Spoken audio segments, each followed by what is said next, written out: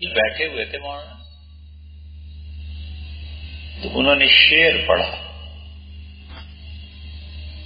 شعر میں علامہ اقبال کا پڑھا کہ تأمل تو تھا ان کو آنے میں لیکن،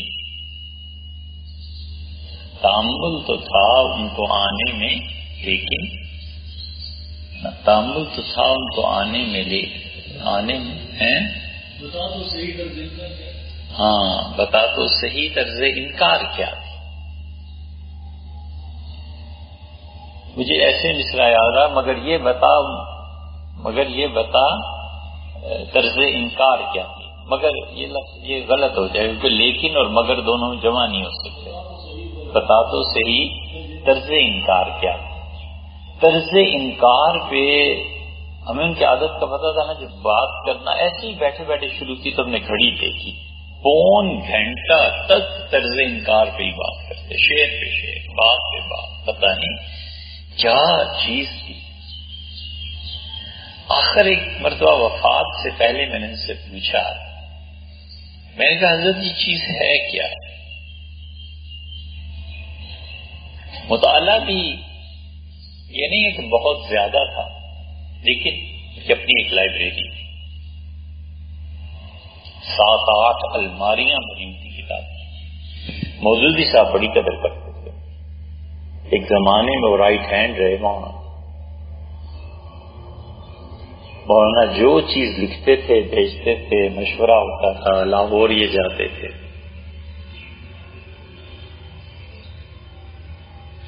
کہنے لگے کہ شبرات میں ایک مرتبہ دلی میں خواجہ باقی باللہ رحمۃ اللہ علیہ کی قبر پہ گیا.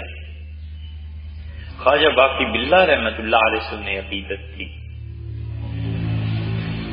وفات سے چند دن پہلے یہ بات انہوں نے. اب جتنی عمر گزرتی جاتی ہے نا، اتنا ضبط کم ہو جاتا ہے، پھر شخصیت کھلنے لگتی ہے. حضرت رسالت مآب صلی اللہ علیہ وسلم نے ساری زندگی وہ کام نہیں کیے جو وفات کے سال میں کیے. آخری حج 3 مہینے بعد انتقال ہے. اچھا فلاں کو یہ چیز دے دو، فلاں کو یہ چیز دے دو، حتیٰ کہ فرمایا طلاق کو بلاؤ. وہ آئے، فرمایا یہ لو میرے بال تقسیم کر دو، تبرکات، یہ چیزیں ہوئی ساری. تو مولانا الدین صاحب بیمار تھے بہت. تو نانا کے حوالے سے انہیں جانتے تھے، ان کا انتقال ہو گیا تھا، لیکن اتنا تھا انہیں کہ یہ بچپن سے آتے. پھر ان کے جو بیٹے تھے انہوں نے ایک اور لڑکا تھا، اسے اپنا بیٹا بنایا ہوا. تو یہ سارے حوالے جو جمع ہو گئے، مولانا الدین صاحب سے انتقال سے میں نے پوچھا پہلے کہ حضرت صرف تفسیر پہ آپ کے کتنے بیانات ہو گئے؟ تو فرمانے لگے 2200. 2200 درس قرآن چھوٹی چیز نہیں.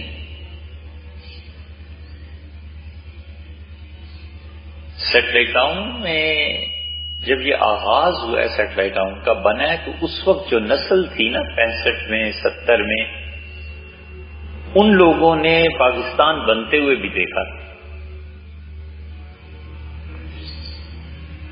کیونکہ کل 20 سال ہی تو ہوئے تھے. تو جو اس وقت 40 سال کا تھا، 50 سال کا تھا، اس نے تو یہ ساری چیزیں دیکھی ہوئی تھیں. وہ تھی نسل. مولانا الدین صاحب بی بلاک میں مسجد بھر جاتی تھی. پھر اس سے اگلی نسل جو آئی انہیں اتنی دلچسپی ہی نہیں تھی قرآن کا درس کیا اور چیز کیا. اس وقت کے جو آرمی کے آفیسرز تھے، جو پارٹیشن کے وقت میں کہیں آئے تھے، تو اس وقت بریگیڈیئر اور جنرل کے رینکس اور ریٹائرڈ بھی ہو گئے تھے کئی، وہ بھی بڑی قدر کرتے تھے.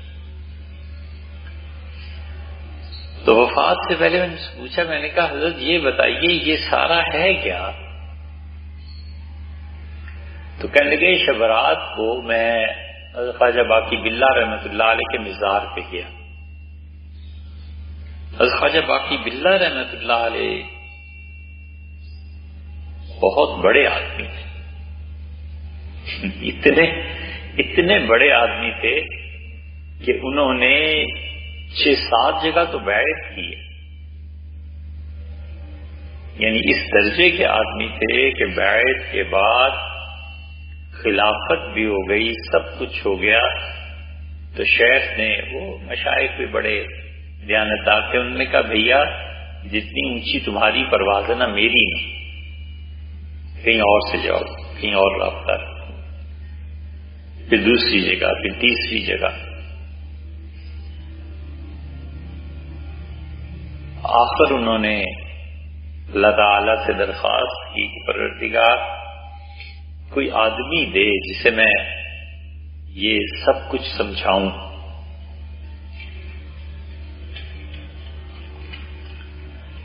تو خواجہ امکنگ ایک گاؤں ہے، اب بھی ہے، رحمت اللہ علیہ، انہوں نے کہا کہ باقی باللہ ایسے کرو کہ استخارہ کرو، اللہ سے دو. انہوں نے استخارہ کیا. اگلے دن کہا کہ حضرت نے خواب میں دیکھا ہے کہ ایک طوطا ہے، اور طوطا اپنی چونچ سے میرے منہ میں شکر ڈال رہا ہے، اور میں بھی اپنے منہ سے شکر اس کو کھلا رہا. حضرت نے فرمایا بھائی یہ طوطے جو ہیں نا، یہ یہاں نہیں ہوتے افغانستان میں، یہ ہندوستان کی چیز ہے.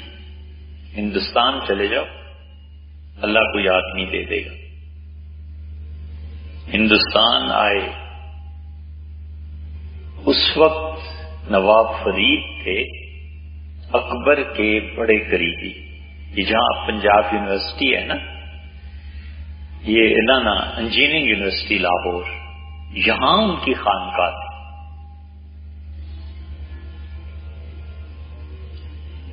تو خواجہ باقی باللہ رحمۃ اللہ علیہ یہاں آ کے ٹھہرے. اب یونیورسٹی اب تو نام و نشان ہی نہیں رہا. لاہور بھی دلی کی طرح پتہ نہیں کتنی مرتبہ بنا ہے اور کتنی مرتبہ اجڑا ہے. یہ ایسے ہی ہے نا جیسے اب وہ چیف جسٹس نے روک دیا ورنہ آرنج ٹرین، وہ ساری تاریخی چیزوں کو ہٹا کے چلی جاتی. پڑھے لکھے تھوڑے ہی ہیں جو انہیں اندازہ ہو کہ اشیاء اور عمارات اور مساجد اور مندر اور یہ سب چیزیں کتنی بڑی تاریخ بنتی ہے اس.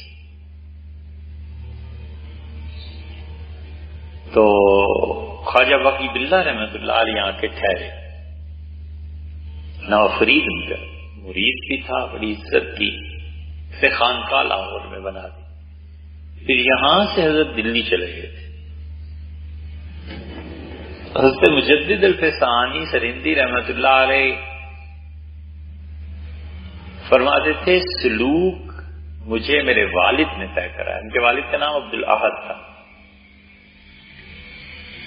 اور فرمایا کہ میرے والد جو تھے ابن عربی رحمۃ اللہ علیہ کی جو طرز اور طریقہ اور ان کی جو روش تھی اس کے مطابق ذکر اذکار کرایا کرتے.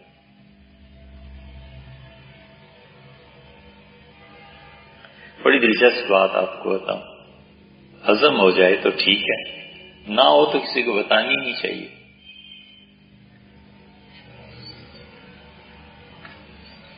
ان کے والد عبدالاحد اتنے بڑے آدمی تھے کہ یہ لاہور میں ہے نا میاں میر رحمۃ اللہ علیہ، حضرت میاں میر لاہور سے سرہند ان کے پاس جاتے تھے پڑھنے کے لیے.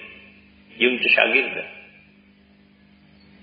یہ ایاز صادق جو ہے نا اسمبلی کے آپ کے اسپیکر، یہ ان کی اہلیہ، یہ لوگ حضرت میاں میر رحمۃ اللہ علیہ کی اولاد میں سے. بڑی بڑی کشش ہے اب تک ان کے خاندان.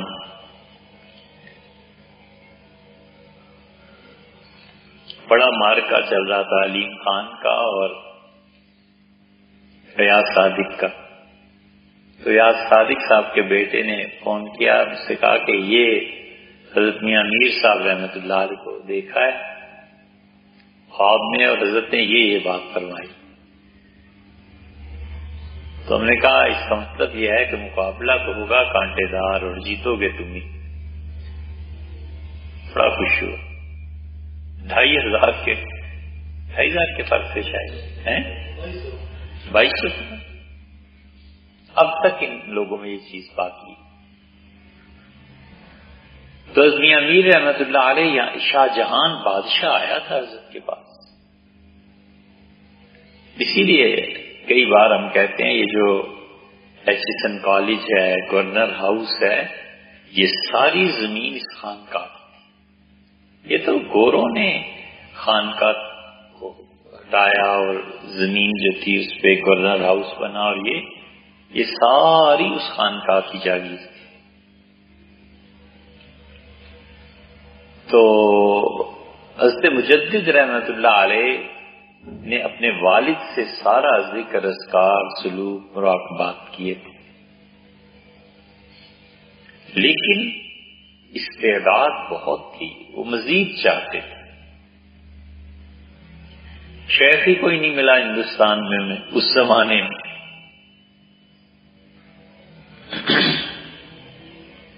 دلی آئے، حج پہ جا رہے تھے. تو ایک دوست نے ان سے کہا کہ تمہیں کوئی بزرگ نہیں ملتے؟ ایک بزرگ دلی میں آئے ہوئے ہیں، ذرا ان کی صحبت میں بھی. تو انہوں نے بے رغبتی کا اظہار کیا کہ ہندوستان میں اب کوئی بزرگ ہے ہی نہیں. کہا چلو تو صحیح. پھر حضرت مجدد رحمت اللہ نے اس دوست کو ایک خط لکھا، بڑا شکریہ اس کا ادا کیا. حضرت خواجہ باقی باللہ رحمت اللہ علیہ کی مجلس میں جب پہنچے تو بس انہیں اطمینان ہو گیا کہ یہ ہے جس سے کہا. 2.5 مہینے حضرت نے اپنے پاس رکھا اور پھر کسی کو حضرت نے خط میں لکھا ہے کہ اللہ نے ایک ایسا بندہ بھیجا ہے کہ مثل ماہ ہزارہا سیارگان در نور او گم شد. میرے جیسے معرفت کے آسمان پہ چمکنے والے ہزاروں ستارے اس سورج کی روشنی میں گم ہو گئے.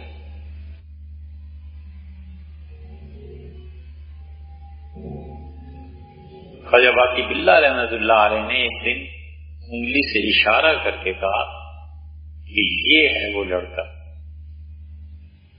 وحدت الوجود ایک چھوٹا سا تالاب تھا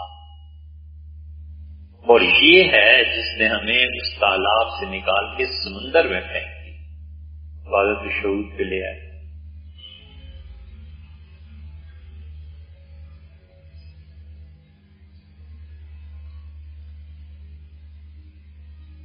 خواجہ باقی باللہ رحمت اللہ کا انتقال ہوا تو انہوں نے حضرت مجدد الفسانی رحمت اللہ علیہ کو ان کے خادم نے خط لکھا ہے. حسام الدین کی قبر بھی وہیں، دلی کئی مرتبہ حاضری ہوئی. حسام الدین رحمت اللہ علیہ بھی وہیں. انہوں نے لکھا حضرت مجدد کو کہ میرا خیال ہے کہ ہمارے حضرت خواجہ باقی باللہ رحمت اللہ علیہ نے قرب، اللہ کے قرب کی منازل طے کر لی. آپ کیا کہتے ہیں؟ مجدد رحمت اللہ نے لکھا ہے کہ اللہ کے قرب کی کوئی انتہا نہیں ہے اور آپ کا خیال درست نہیں ہے. آپ سمجھتے ہیں کہ آدمی مر جاتا ہے تو ختم ہو جاتا ہے. آدمی تو مرنے کے بعد قبر میں بھی منازل طے کرتا ہے. اور میرا کشف یہ ہے کہ ہمارے حضرت خواجہ باقی باللہ رحمت اللہ علیہ سب قبر میں بھی بیٹھے ہوئے ہیں اور اللہ کے قرب کی منازل وہ طے کر رہے ہیں. مراقبہ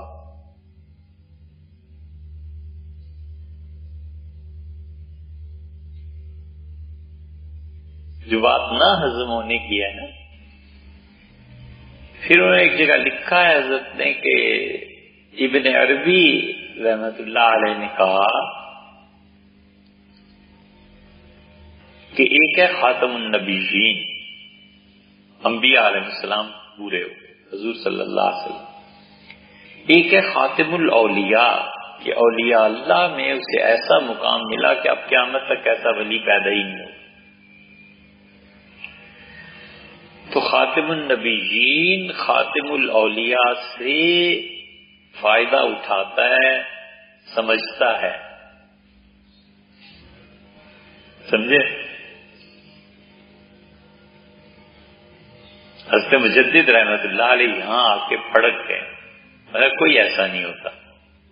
خاتم النبیین وہ بالکل راہ الگ ہے نبوت کی، خاتم الاولیاء تو کیا دنیا بھر کے لوگ بھی مل جائیں تو اس سمندر میں بڑا پانی، مراد یہ ہے۔ پھر کہتے ہیں کہ خاتم الاولیاء اپنے آپ کو سمجھتے تھے ابن عربی، اس لیے انہوں نے لکھا ہے، حالانکہ اللہ کے قرب کی منازل اور اللہ کی طرف چلنا یہ ایسا سفر ہے جو پورا ہوتا ہی نہیں، یہ تنقید کی ہے۔ اسی لیے ابن عربی رحمت اللہ علیہ کی ایسی چیزوں کو دیکھ کے نا ابن تیمیہ رحمت اللہ علیہ کو وحشت ہوتی ہے۔ خود حضرت مجدد رحمت اللہ نے لکھا ہے کہ عجائب کاروبار، عجیب بات ہے، ابن عربی کی کتابوں کو دیکھتا ہوں گمراہی سے بھری پڑی ہیں، اور اس کی شخصیت کو دیکھتا ہوں تو خدا کے قریب ترین جو لوگ ہیں ان میں سے یہ ایک ہے۔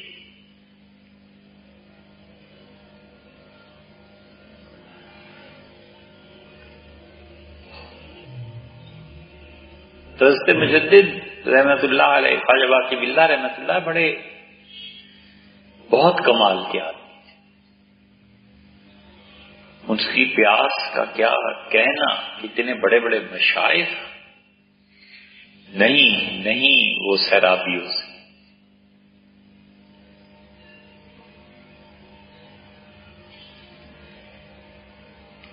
تو صدر الدین صاحب کہہ رہے تھے کہ میں شبرات میں خواجہ باقی باللہ رحمت اللہ کی قبر سے فاتحہ کے لیے گیا، قبرستان جانا ویسے بھی مسنون ہے تو میں اس قبرستان میں چلا گیا۔ فرمانے لگے کہ میں بیٹھا تلاوت کر رہا تھا کہ یکا یک خواجہ باقی باللہ رحمت اللہ کی قبر پھٹ گئی، حضرت تشریف لائے، اٹھے اپنی قبر سے اور مجھے قرآن پاک دیا اور مجھ سے کہا یہ بیان کرو۔ ان کی 7ویں یا 8ویں یا 9ویں پشت حضرت سے ہی جان لیتی ہے، یہ انہی کی اولاد میں سے، کہہ دیتے مجھے قرآن دیا، فرمایا یہ بیان کرو۔ فرمانے لگے بس اس کے بعد رنگ بدل گئے، 2200 بیانات ہیں تفسیر کے میرے، اور حسرت رہی انہیں کہ پنڈی میں کوئی لوگ ملتے جنہیں وہ پڑھاتے۔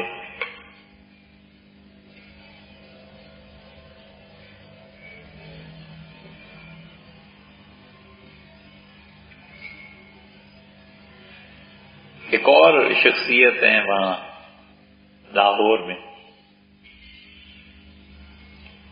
انہوں نے 37 سال پڑھایا ہے، 37 years اورینٹیل کالج میں۔ اورینٹیل کالج میں اب بھی جو پروفیسر ہے نا 3-3 لاکھ روپیہ ان کی تنخواہ ہے، 3-3 لاکھ، اور حرام ہے جو ٹکے کا کام کرتے۔ پنجاب یونیورسٹی دیتی کروڑوں روپے کی فنڈنگ، یہ تو آپ کے اپنا موضوع ہے۔ اشتیاق چیئر قائم کی تھی نا ضیاء الحق صاحب کراچی، کیا ہوا؟ اتنی چیئرز قائم ہوئی، سفارشات کی نظر ہو گئی، تو وہ آدمی نہیں ہے۔ تو ان سے ہم نے ایک دن ایسے ہی پوچھا کہ 37 سال پڑھا کے پنجاب یونیورسٹی اور انٹر کالج فلاں فلاں کتنے شاگرد آپ کے بنے؟ کہنے لگے ایک بچہ نہیں آیا 37 سال میں جو میں کہتا یہ میرا شاگرد۔ ہر ایک کو ایم اے کی ڈگری کی پڑی ہوئی ہوتی تھی کہ کسی طرح وہ ایک پیپر مل جائے، بس علم حاصل کرنے کوئی نہ۔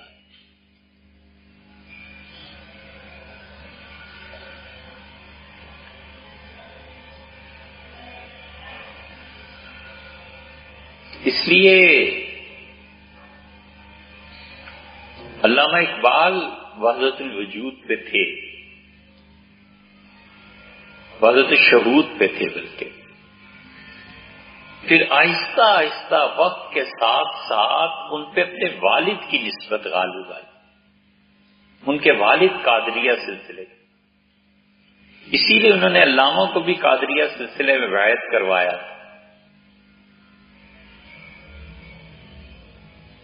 حافظ شیرازی جو ہے نا،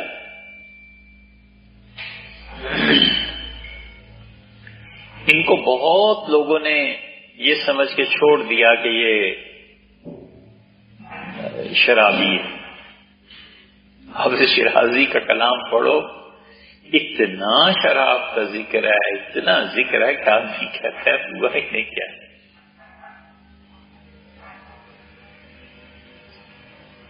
لیکن کمال کی باتیں کرتا ہے، صحیح معنی میں اللہ کی معرفت جن لوگوں کو حاصل تھی ان میں سے حافظ شیرازی رحمۃ اللہ علیہ۔ حافظ کہتا ہے کہ کششے کے عشق دارت نہ گزاردت بدیسا، یہ محبت کی وجہ سے جو تعلق اور کشش پیدا ہو جاتی ہے نا، یہ زندگی میں بیکار چیز نہیں ہے۔ بجنازہ گھر نہ آئی بمزار خواہی آمد، زندگی میں نہیں ملے، حتیٰ کہ جنازہ بھی پڑھنے نہیں آئے تو نہ صحیح مزار پہ سر رکھ کے رہو گے دن آئے۔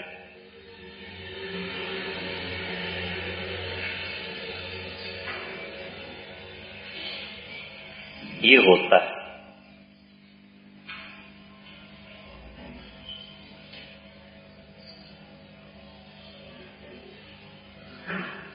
قمر، استاد قمر نے بھی اسے کہا ہے، کہتے ہیں کہ وہ جو آئے تو حسن بصیرت نہ تھی، وہ جو آئے تو حسن بصیرت نہ تھی، ان کے جاتے ہی تابے نظر آ گئی۔ کل نظارہ تھا لیکن یہ آنکھیں نہ تھیں، آج آنکھیں ملی تو نظارہ گیا۔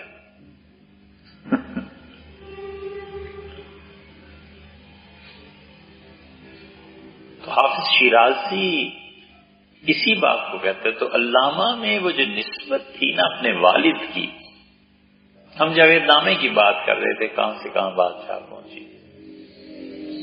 علامہ کے والد جو تھے وہ قادریہ سلسلے کے تھے۔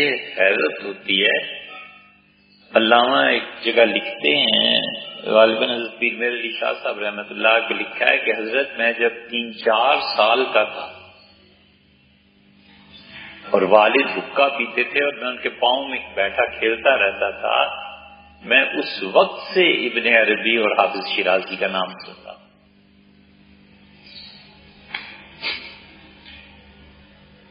اللہ جانے اب ایسے باپ پیدا ہی نہیں ہوتے۔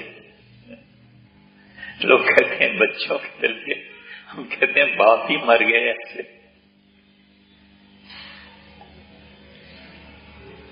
3-4 سال کے بچے کا باپ اگر ابن عربی، حافظ شیرازی، مثنوی، معروم اس طرح کی باتیں کرتا ہو، بیٹا جو مجلس میں بیٹھا، اس زمانے میں ٹی وی نہیں، کوئی انٹرٹینمنٹ نہیں، کچھ نہیں، وہ یہی ہوتا تھا کہ گاؤں میں کوئی بڑا آدمی بیٹھتا تھا، شام کو بچے اس کے پاس چلے جاتے، کہانی سن لی، کوئی بات کر لی، بیٹھک لگ جاتی تھی، چوپال ہوتا تھا۔ دن کو گرمیوں میں کسی ٹالی کے درخت کے نیچے بیٹھ گیا، چارپائیاں بچھ گئیں، ٹھنڈی چھاؤں ہو گئی، کیکر کی بیٹھے باتیں ہوتی، یہی ہوتا۔ انٹرٹینمنٹ تھی۔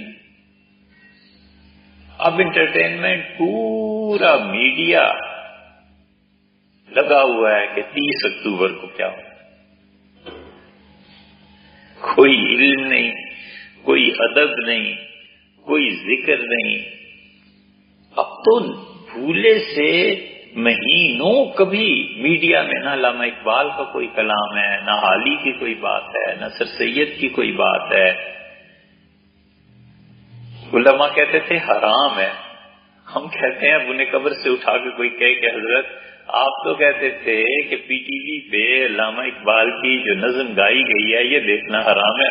اب دیکھ رہے وہ غنیمت تھی. اس وقت 10-15 منٹ کے لیے کوئی غالب کی غزل آ جاتی تھی، کوئی دانشور آ جاتا تھا، کوئی صحیح پروگرام آ جاتا تھا. پی ٹی وی کا جب دور تھا کسوٹی پروگرام آتا تھا، ہے نا، عبید اللہ مرحوم، افتخار عارف اللہ سلامت رکھے، وہ آ جاتے تھے. ایسا وقت تھا کہ انقلاب فرانس پہ لوگ بات کرتے تھے. اب یہ جتنے میڈیا والے ہیں، ہمیں تو یقین نہیں تھا، لیکن ایک نے انٹرویو کر کے بتایا، اس سے کہا، ہم نے کہا یہ کئی سال ہوا، ہم نے کہا یہ میڈیا جب سے بلکہ بڑا ہے، کئی سال تو نہیں لیکن 2-3 سال. تو انہوں نے کہا یہ انقلاب فرانس کو جانتے تک نہیں. کہا 50%, 60%. انہوں نے کہا ایک آدمی نہیں جانتا. پھر کئی انٹرویوز انہوں نے پوچھا، پتہ ہی نہیں تھا کہ ہے کیا. حالانکہ دنیا میں تبدیلی لانے والے جو مراحل تھے ان میں سے ایک مرحلہ یہ انقلاب فرانس کا جو ریولیوشن تھا. تو اب میڈیا میں ہے ہی نہیں وہ چیز. وقت ایسا بھی تھا حافظ شیرازی کی غزلیں فارسی کی پی ٹی وی دکھاتا، صوفی تبسم کا کلام. صوفی بڑا لکھا تھا. اس کا ایک شعر کئی کمال کے شعر ہیں. ایک شعر تو بہت ہی کمال، یونیورسٹی کبھی آپ کے ہاں بھی کہیں بھی تو وہ یاد آتا ہے بڑا شعر. ایک ادب ہے، ادب کہتا ہے کہ غالباً ایسے ہے شعر کے، دو بچھڑے ہوئے آپس میں جب گلے ملتے ہیں، عدم ہم بے سہاروں کو بڑی تکلیف ہوتی. لیکن بالکل اس کے برعکس دوسری طرف صوفی نے بھی کیا کمال کی بات کی. وہ کہتے ہیں کہ دیکھے ہیں بہت ہم نے، یہ یونیورسٹیاں دیکھ کے یاد آتا ہے، دیکھے ہیں بہت ہم نے ہنگامے محبت کے. محبتیں ہی ہوتی ہیں.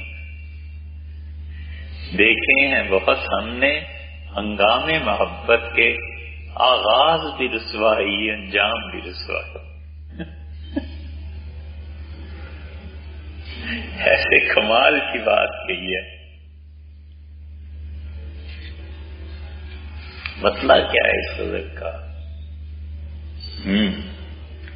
100 بار چمن مہکا 100 بار بہار آئے، دنیا کی وہی رونق دل کی وہی تنہائی. یہ بڑا کمال ہے معرفت کا کہ دل تنہا ہو جائے. آزادی سے مرتا ہے، وگرنہ دل گرفتار ہوتا ہے. جب دل گرفتار ہوتا ہے تو آزاد نہیں ہوتا، موت مشکل ہو جاتی. اس لیے حافظ وہ عطار نیشا پوری تو بیچ رہے تھے چیزیں. اب آ گئے پھر اصل بات. مثنوی بھی ایسے ہی ہے معلوم. ایک بات شروع کرتے ہیں پھر بیچ میں پتہ نہیں کدھر نکل جاتے ہیں، پھر کدھر، پھر 100 صفحے کے بعد پھر اپنی اصلی حالت. وہ دل اٹکا رہتا ہے دوسرے کا نا کہ آگے بولو. بالکل جیسے ایک گاہک کو ایک سودا دے دیا، 4 چیزیں اس نے لینی، اب دوسرا گاہک، اب تیسرا. بہرحال اس نے کہا کہ جیسے تم مرو گے ویسے تم مرنے کے قابل نہیں ہو. حقیقت یہ ہے کہ لوگ مرنے کے قابل نہیں، جینے کے قابل تو کیا ہوتے ہیں؟ مرنے کے قابل وہ آدمی ہوتا ہے جو دل سے آزاد ہوتا ہے۔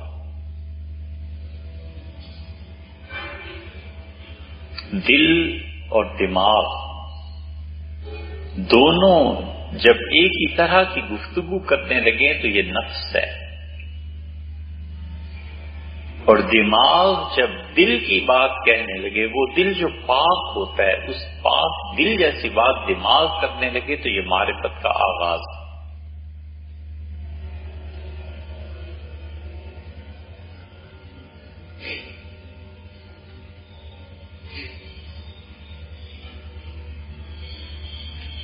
تو نیشا پوری فرید الدین رحمت اللہ نے تم وہ اس سے کہا اس طرح مرو گے، وہ لیٹا کلمہ پڑا چادر اوڑی اور مر گیا۔ عطار جو تھے انہیں سمجھ آ گئی کہ جو کہتا ہے نا میں مرنے کا بھی اہل نہیں ہوں، یہ ٹھیک کہتا ہے۔ دکان لٹائی اور چل پڑے۔ پھر وہ بغداد گئے۔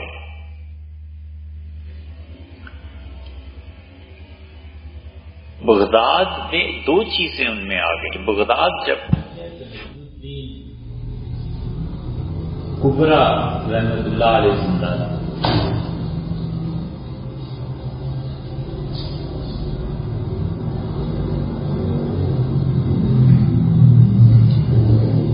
یہ نجم الدین کبرا رحمت اللہ علیہ تھے، سلسلہ کبریہ کے امام، جیسے سے خواجہ بہاء الدین نقشبند رحمت اللہ علیہ نقشبندیہ سلسلے کا آغاز ہوا۔ تو نجم الدین کبرا جو تھے وہ اپنے سلسلے کے بانی، اب یہ سلسلہ تھوڑا رہ گیا، آہستہ آہستہ شاذلیہ سلسلے میں ضم ہو گئے۔ ان کے پاس پہنچے اور وہاں پھر رہے، پھر ذکر اذکار بہت ہوئے، اور فرید الدین عطار پہ دوسرا رنگ جو غالب آیا ہے وہ حلاج منصور کا،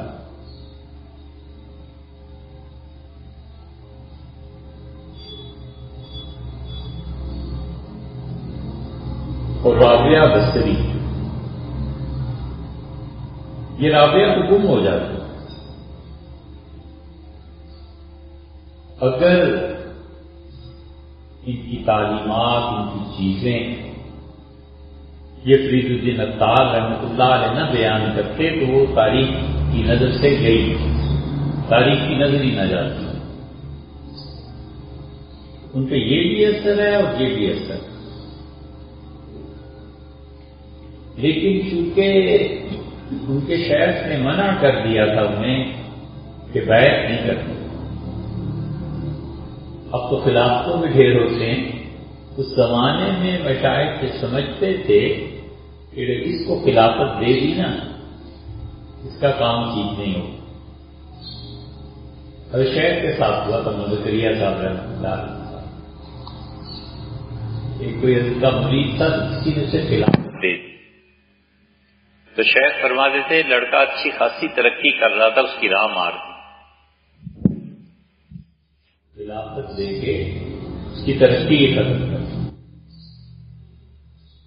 تو یہ ہوتا ہے۔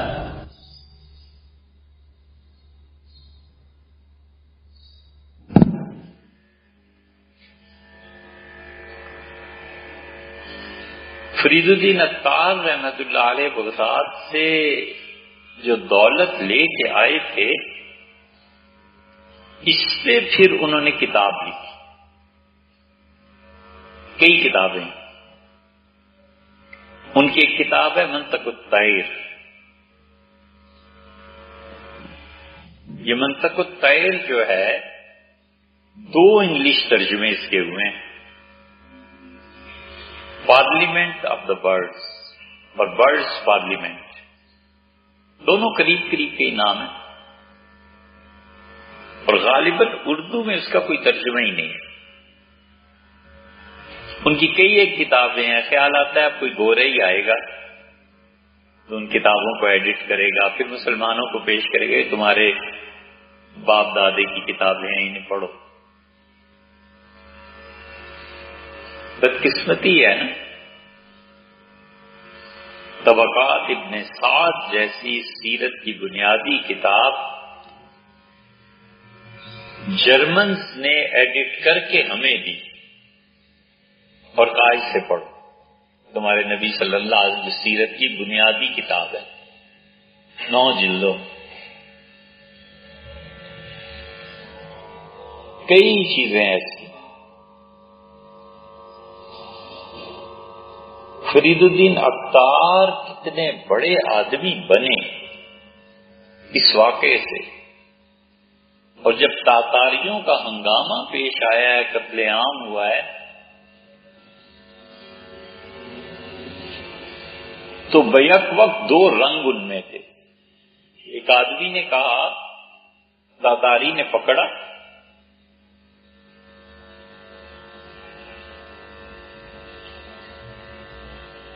یہ تاتاریوں کے فتنے سے پہلے نیشاپور کے جو صاحب نظر تھے وہ کہتے تھے کہ اس کی وجہ سے ہنگامہ رکا ہوا ہے۔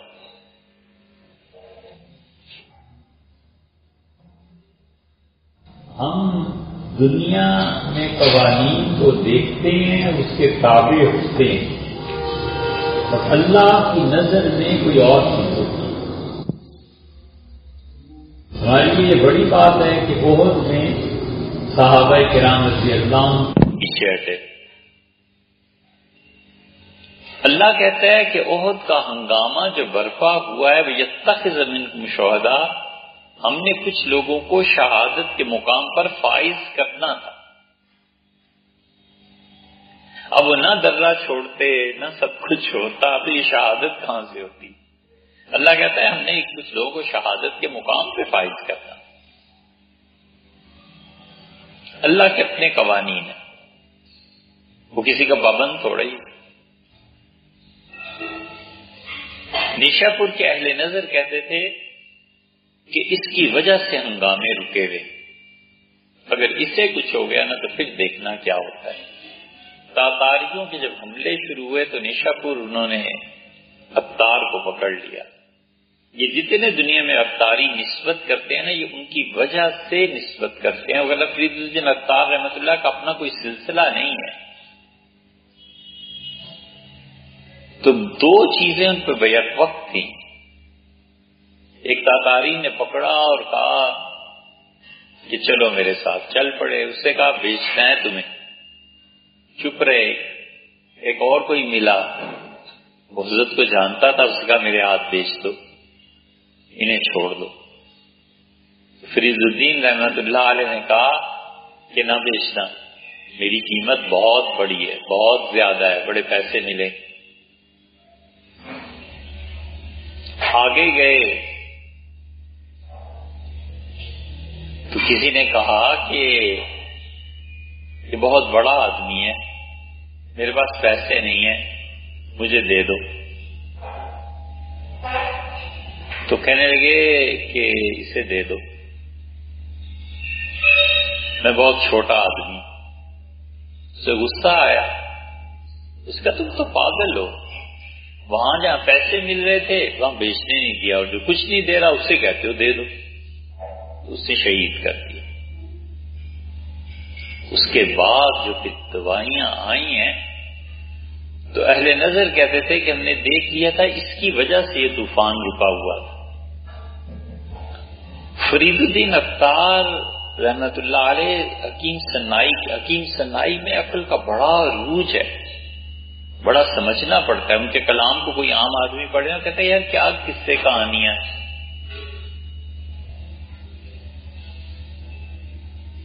اسی لیے تو کہتا ہے کہ از در نفس تاب کعبۂ دل، عاشقاں را یک ہزاروں یک منزل۔ نفس کا دروازہ جہاں ہے نا، اس سے اگر گزر کے تم دل کہ کعبے تک پہنچنا چاہو تو 1001 منزلیں طے کر کے پھر کبھی آدمی دل تک پہنچتا ہے. اپنے نفس کو اتنا مارنا پڑتا ہے.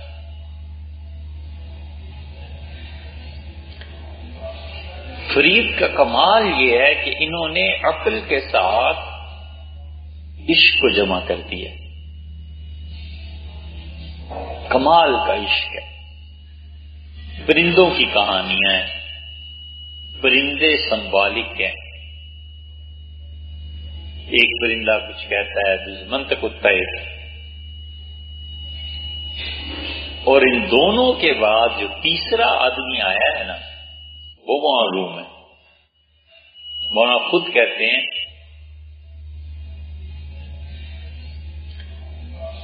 کہ پہلے سنائی تھے، سنائی کے بعد پھر فرید الدین عطار آئے. اور عطار کون تھے؟ معروم کہتے ہیں کہ اگر عشق کے 7 ملک ہے نا، فرض کر لو 7 ملک ہیں،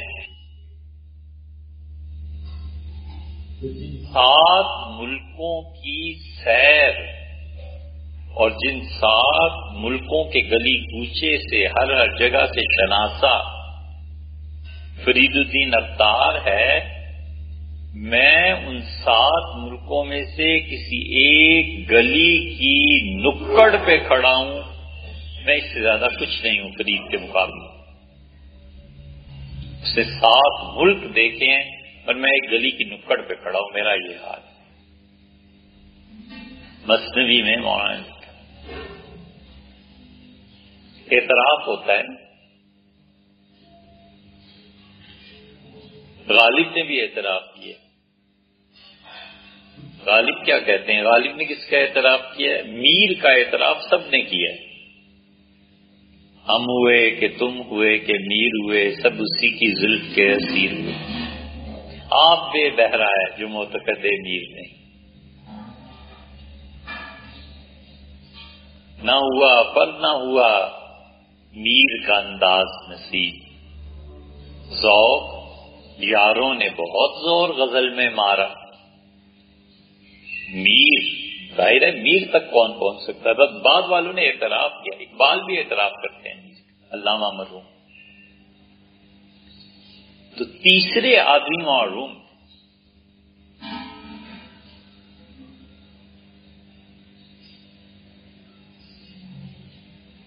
حکیم سنائی کا عرفان اور فرید الدین عطار کا عشق دونوں عروج پہ معروم کیا.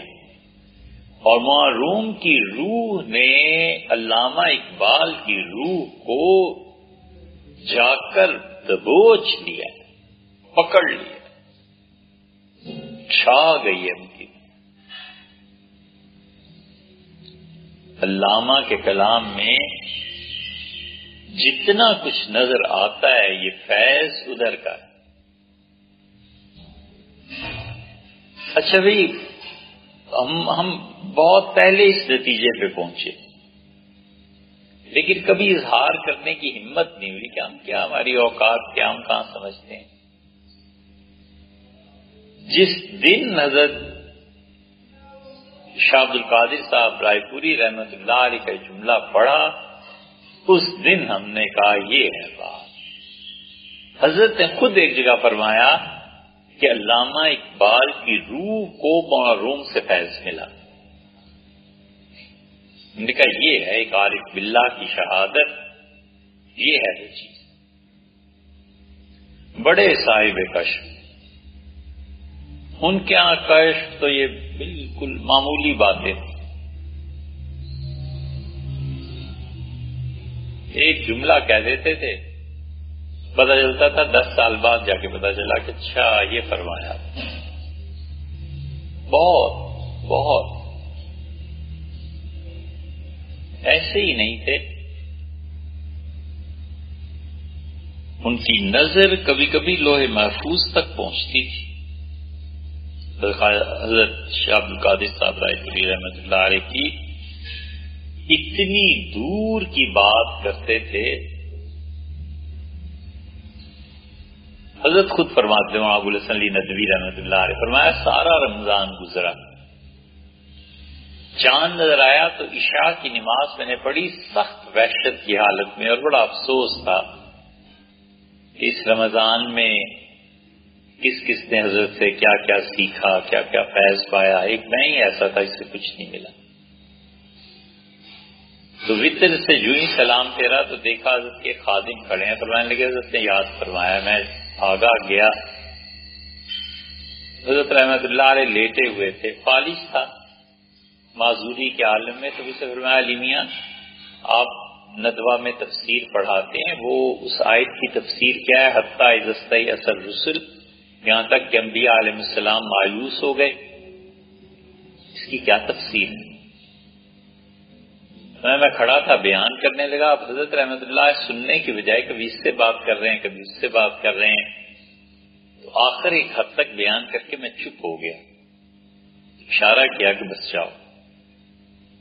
میں باہر جب نکلا تو مجھے خیال آیا کہ وہ جو میری وحشت تھی نا، کہ جو میں کہہ رہا تھا مجھے کچھ نہیں ملا، وہ یہ آیت کی تفسیر اسی کا جواب۔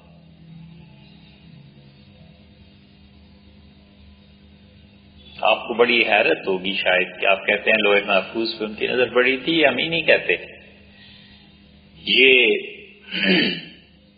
ہم اسی لیے وہابیت کے نا، یہ جو خالص وہابیت ہے شروع دن سے اس کے خلاف بولتے، چاہے اچھا لگے چاہے برا لگے، ہمارے ہاں وہابیت کی تاریخ کسی نے مرتب نہیں کی۔ یہ دیکھو اب کیا ہوا یمن،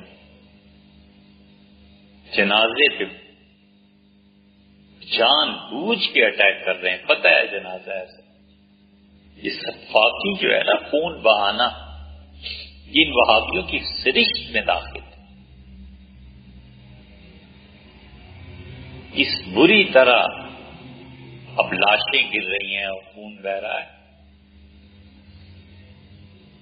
ابن قیم رحمۃ اللہ علیہ نے جو ان کے امام ہیں، مدارج السالکین میں ایک جگہ لکھا ہے کہ تاتاریوں نے جب شام پہ حملہ کیا تو ہمارے شیخ ابن تیمیہ رحمۃ اللہ علیہ، ابن تیمیہ رحمۃ اللہ علیہ کو تو نام پہ یہ سعودی مرتے ہیں، اتنی اہمیت امام احمد ابن حنبل کی نہیں ہے جتنی ابن تیمیہ رحمۃ اللہ علیہ۔ معاذ اللہ ان کا بس چلے تو پیغمبر علیہ الصلوۃ والسلام کے برابر درجہ دیں، اتنے متاثر ہیں۔ شیخ خیر اپنی ذات میں بڑے آدمی، ابن قیم کہتے ہیں کہ جب تاتاریوں نے شام پہ حملہ کیا تو رمضان میں شیخ کشمش ہاتھ میں رکھ کے فوج میں گئے، لشکر میں پھرتے تھے، سب کو کہتے تھے کہ کھاؤ، خود بھی کھاتے تھے، اور کہتے تھے روزہ مت رکھنا کر رمضان، دشمن سے لڑنا اس وقت زیادہ ضروری ہے۔ حضور صلی اللہ علیہ وسلم نے بدر میں بھی روزہ نہیں رکھا تھا۔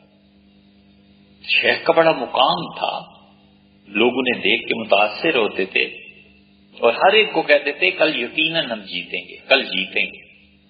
تو میں نے شیخ کے کان میں کہا، میں نے کہا شیخ آپ انشاءاللہ بھی تو کہہ دیں، تو مسکرائے اور کہنے لگے اچھا انشاءاللہ کہہ دیتا ہوں، یعنی اردو میں اگر آپ کہیں تو وہ ایسے ہے کہ ان کا اس لیے نہیں کہ اگر اللہ چاہے گا تو جیتیں گے، یقیناً جیتیں گے۔ تو میں نے کہا شیخ اگر کیوں نہیں؟ انہوں نے کہا اس آدمی کی کیا بات کرتے ہو جس نے لوح محفوظ میں کل کو دیکھا ہے کہ کل ہم جیت رہے ہیں اور وہ ہار۔ ابن تیمیہ رحمۃ اللہ اپنے متعلقہ انہوں نے نقل کیا۔ اب اس ایک فکر اس قسم کی کئی چیزیں ہیں اس میں، اس سے جان چھڑانے کے لیے اب انہوں نے مدارج السالکین کا ایسا نسخہ تیار کیا ہے جس میں یہ ساری باتیں نکال دی اور لکھ دیا اس پہ کہ مدارج السالکین کا ایکسٹریکٹ ہے، تلخیص ہے اس کی، ہم دے رہے ہیں تاکہ بچے پڑھیں۔ کیوں؟ وہ اصل کیوں نہ پڑھیں؟ اس لیے کہ تمہاری اس وہابیت پہ زد پڑتی ہے۔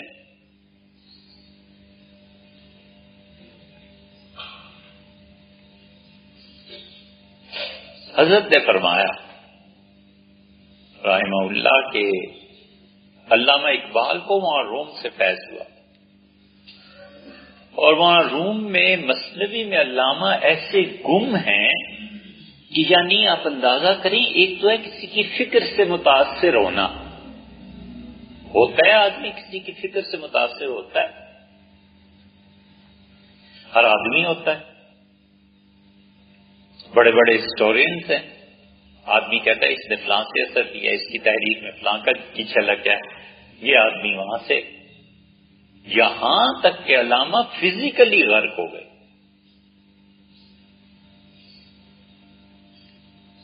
مینٹلی اور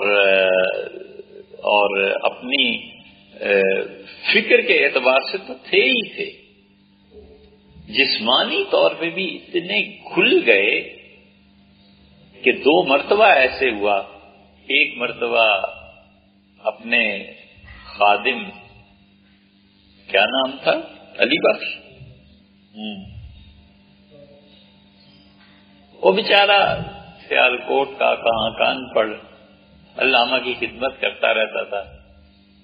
اسے کہا سارا دن کوئی کام نہیں تھا. علامہ صاحب آخری زمانے میں درخت کے نیچے بیٹھے، بنیان پہنے اور ایک تہمت، ایک دھوتی، بس سارا دن روتے رہتے تھے اور حقہ پیتے رہتے تھے. میں چلم گرم کر کے لے جاتا، میرا کام یہی تھا، چلمیں بدلنا اور کھانا. دوپہر کو کبھی آدھی روٹی کھا لی، کبھی کچھ، شام کو پھل کھا لیا، آدھی رات کو اٹھنا، قرآن پڑھنا، یہ سب چیزیں یہی تھا. تو ایک دن میں گیا، رو رہے تھے، کہنے لگے باہر معروم ابھی اٹھ کے گئے ہیں، ذرا بلاؤ. تو میں باہر چلا گیا. میں نے بہت لوگوں سے پوچھا کہ مولانا روم کدھر ہے، تو انہوں نے کہا جی مولوی رومی کو ہم نہیں جانتے. کون مولوی روم؟ پھر میں نے آ کے بتایا کہ مولانا روم تو مجھے نہیں ملے. کہنے کے ٹھیک. جاوید اقبال نے لکھا کہ میں کالج سے آیا تو کشمیری تھے نا، گوری رنگت تھی، سرخ چہرہ، اور مجھ سے کہا کہ مولانا روم کو بلاؤ، ابھی یہاں تشریف فرماتے. تو میں باہر گیا اور واپس آ کے کہا، میں نے کہا مولانا روم تو نہیں ہے. ان کا نہیں دیکھو، بھی تو میرے پاس سے اٹھ کے گئے، ذرا دیکھو، ایک بات کرنی. صوفیہ اس کو کہتے ہیں فنا فی شیخ. کبھی کبھی شیخ کی محبت اتنی غالب آ جاتی ہے کہ اس کے نفس پہ شیخ کا نفس پوری طرح چھا جاتا ہے. یہ بہت لوگوں کے ساتھ ہوتا ہے.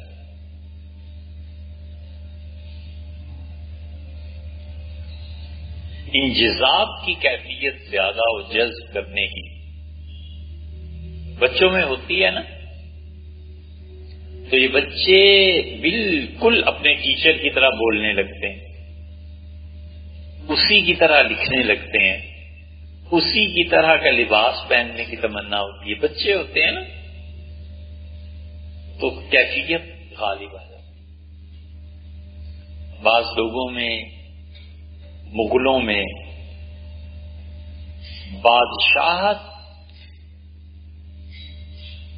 اس کی کیفیت غالب تھی، تو وہ کبھی کبھی خود اکبر بن جاتا تھا. وہ جو آپے رانجھا ہوئی ہے نا، وہ یہی ہے، ایسے ہو جاتا ہے. حضرت شاہ عبد القادر صاحب محدث دہلوی رحمۃ اللہ علیہ کے پاس ایک آدمی آیا، ہائے ہائے بڑا افسوس ہوتا ہے، یہ آدمی اپنے آپ کو تاریخ کی نظر سے بچا لیا. اس 19ویں صدی میں خدا نے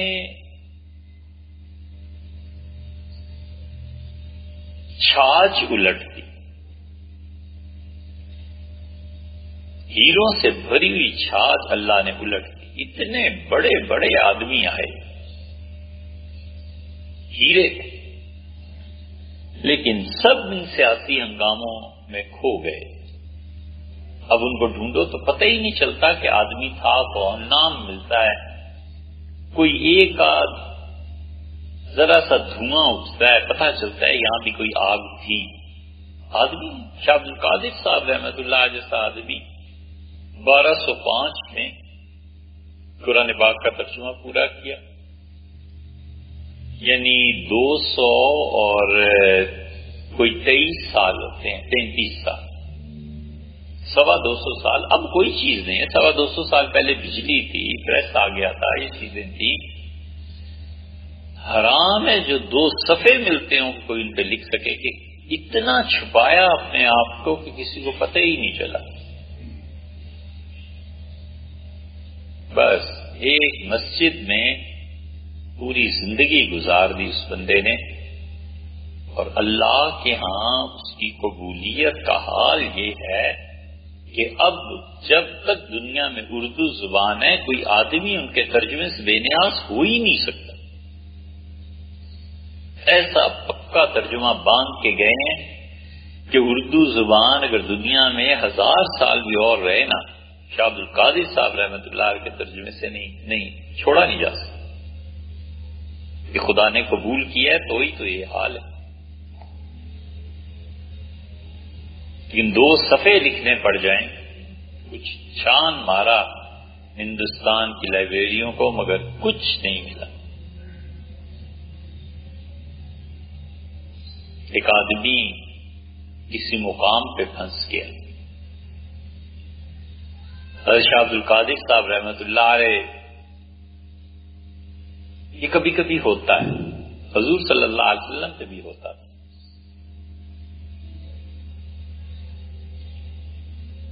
حضور صلی اللہ علیہ وسلم رمضان میں ہوتا تھا، آیا ہے نا حدیث میں، رمضان میں وہ اتنے سخی ہو جاتے تھے جیسے ہوا چلتی ہے، باد بہاری چلتی ہے۔ یہ شاہانہ مزاج نہیں، یہ بادشاہوں جیسی بات ہی تو اور کیا ہے۔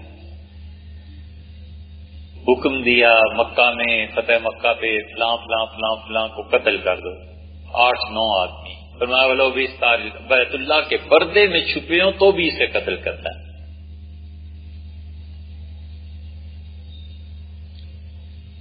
حضرت ابو طالب کا داماد، اس کا چھوٹا بھائی، ام ہانی کا دیور، سیدنا علی رضی اللہ عنہ کے بہنوئی کا چھوٹا بھائی۔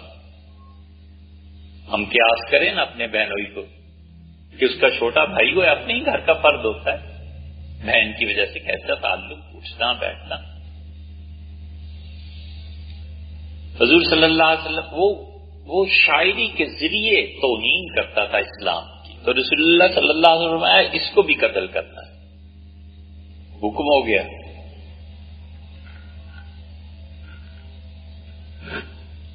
قتل سیدنا علی رضی اللہ عنہ تو جانتے تھے، سب سے زیادہ جانتے تھے۔ نظر آ گیا بھاگتا ہوا، تلوار نکالی، ان کا ٹھہر اللہ کے دشمن، تیرے قتل کا حکم ہے۔ بخاری میں آتا ہے کہ وہ گلی سے بھاگ رہا تھا اور بھائی کے گھر کا دروازہ کھلا تھا، گھس گیا۔ بھابھی کو کہا کہ آپ کا بھائی علی مجھے قتل کرنا چاہتا ہے، ام ہانی بچاؤ، ان کا پلنگ کے نیچے گھس جا۔ تو پلنگ کے نیچے اتنے میں سیدنا علی رضی اللہ عنہ پہنچ گئے۔ کہاں ہے؟ نکالو، کیوں قتل کرنا ہے؟ ان کا حکم ہوا ہے۔ تو کہا میں جاتی ہوں سرکار کے پاس۔ حضور صلی اللہ علیہ وسلم اس سارے ہنگامے سے فارغ ہو کے نہا کے کپڑے پہن رہے تھے۔ اس سے فاطمہ رضی اللہ عنہ کھڑی تھی چادر کے اس طرف تاکہ کوئی غلطی سے بھی پیچھے نہ چلا جائے۔ تو انہوں نے دروازے سے ہی بولنا شروع کیا کہ رائی تھا انا علی، آپ نے غور فرمایا ہے یہ میرا بھائی علی کیا کہہ رہا ہے، میرے دیور کو قتل کرنا چاہتا ہے۔ حضور صلی اللہ علیہ وسلم، فاطمہ یہ ام ہانی ہے؟ کہ جی ام ہانی۔ باہر تشریف لائے، فرمایا کیا بات ہے ام ہانی؟ کہ میرے دیور کو قتل کرنا چاہتا ہے علی، آپ کا داماد اور میرا دیور۔ حضور صلی اللہ علیہ وسلم پھر ان کا میں نے پناہ دیا، جرنا من نجب دیا، ام ہانی جسے تم نے بخش دیا ہم نے بخش، سے تو نے معاف کیا ہم نے معاف، سے تم نے پناہ دے دی ہم نے پناہ دی۔ یہ بادشاہت ہی تو ہے۔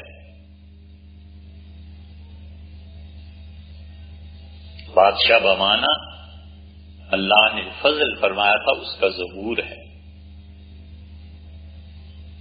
شاہ عبد القادر صاحب محدث دہلوی رحمۃ اللہ علیہ پہ کوئی حالت ایسی تھی تو کسی نے آ کے ذکر کیا کہ حضرت یہ وہ شاہ عبد العدل صاحب رحمۃ اللہ علیہ کے خلیفہ تھے، ان کے شیخ شاہ عبد العدل کا بھی تذکرہ نہیں ملتا۔ چلو چھٹی، وہ شاہ آفاق صاحب رحمۃ اللہ علیہ خلیفہ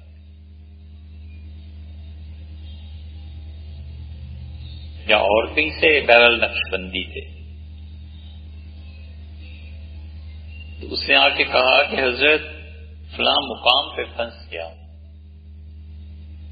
شاہ عبد القادر صاحب رحمۃ اللہ پتہ نہیں کیا کیفیت تھی، فرمایا کوئی مشکل نہیں ہے، مراقبے کے لیے جب بیٹھو نا تو یہ تصور کرو کہ تم حضرت مجدد الفسانی خود،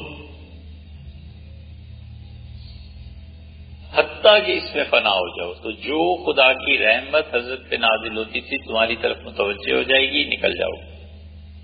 ایک ہی مراقبے میں چلا گیا.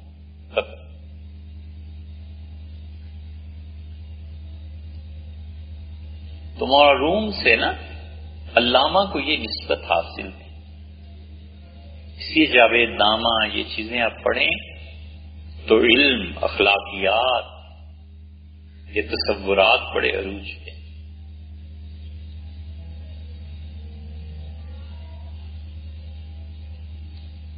اچھا بھائی، آئندہ انشاءاللہ جاوید نامے کی بات